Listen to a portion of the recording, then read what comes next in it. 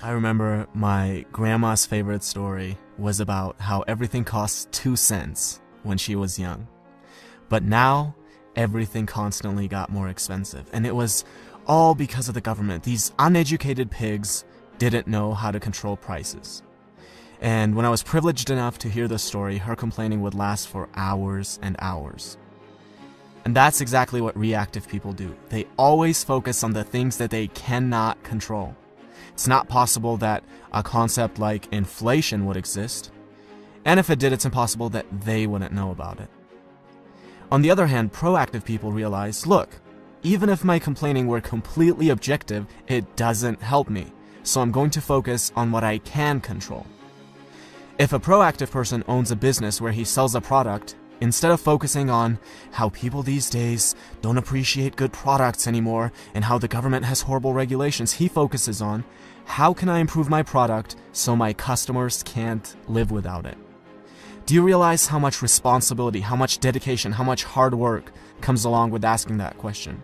And what do you think our effort minimizing brain is going to pick as default? And that is exactly why most people focus on the things that they cannot control rather than focusing on the things that they can. Habit number 1 is be proactive. Now, imagine you're at a funeral, but this one's different from all the funerals you've ever been to. You're standing over the casket and you see yourself. What do you have to say about yourself? This is one of the most powerful questions you could ask. Are you doing the things in your life which are aligned with what you want to be able to say?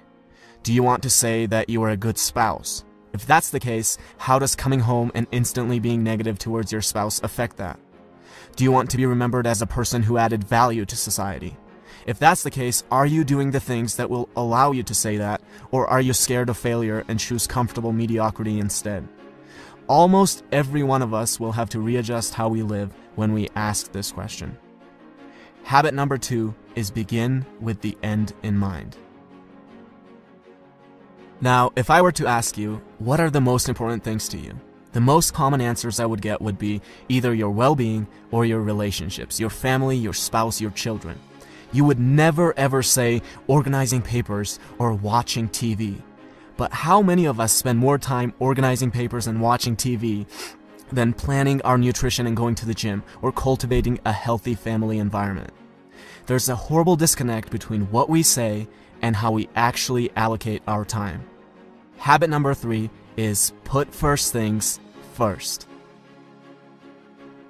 Now, imagine you're an author and I'm an author, and we both write interesting books, and we both have access to an audience of about 100,000 people. I read your book and I love it, so I decide to share it with my audience, and as a result, you now have thousands of people buying your book and reading your ideas. You see this and think, who is this guy? Let me take a look at his book. You start reading my book and think I have ideas that are valuable, so you decide to share it with your audience. And as a result, I now have thousands of people buying my book and reading my ideas. Notice how different this is from my creating a little creepy Amazon account, finding your book and leaving a bad review, hoping that this will deter a few people from buying your book, which will in turn somehow get them to buy my book. Habit number 4 is think win-win. Stop thinking of everything as a zero-sum game. For you to win, another person does not have to lose. Something I want my viewers to do is to subscribe to my channel. But you will never hear me say, well, I worked really hard, guys. I dedicated so many hours to this. Please subscribe. Look, who cares if I worked hard? Who cares if I've spent days creating this video? The real questions are, does it offer value to you? And why should you dedicate your time to subscribing when you could be doing anything else that you want? Habit number 5 is something that I try to use every single day with every interaction that I have and with every comment that I reply to, and it is this: seek first to understand, then to be understood. Now, imagine there are 2 people and a tree with 5 apples on it.